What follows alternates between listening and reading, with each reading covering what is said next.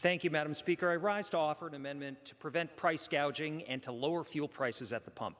Families across my home state of New Hampshire are seeing gas prices rise higher and higher to an average of more than $4.62 a gallon today.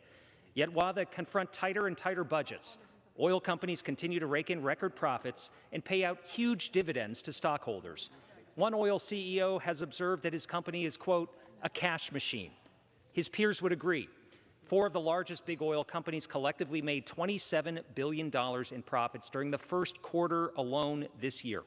And during testimony before the Energy and Commerce Committee last month, 6 big oil CEOs refused to scale back stock buybacks and to help lower prices at the pump. These companies would keep overcharging consumers, our families, and our small businesses in order to keep generating higher and higher profits. Despite the fact that the price of crude oil fell over the past month, the price consumers pay at the pump has continued to escalate. Markets are supposed to be responsive to supply and demand, but in the face of renewed demand, as we've gotten people vaccinated and reopened our businesses and gotten America back on track, big oil would rather keep prices and profits high than to increase supply for families in my state. The amendment that I'm offering today will enact legislation that I helped introduce along with Congressman Mike Levin, the Transportation Fuel Market Transparency Act.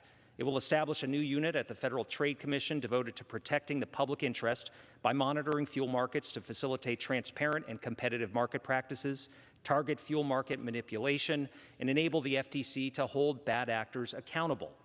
The FTC should be able to go after oil companies if they willfully inflate the price of gasoline or manipulate the market. We must use every resource and every tool possible to address high costs for consumers.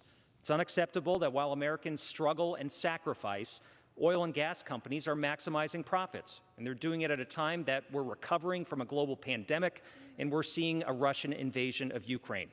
Nothing is standing in the way of oil companies expanding production. The problem isn't government regulation. The problem is big oil keeping supply artificially low and prices artificially high, and Americans have had enough. We've got to do all we can to give our constituents the relief that they deserve. And I urge my colleagues to support this common sense amendment, and I reserve the balance of my time.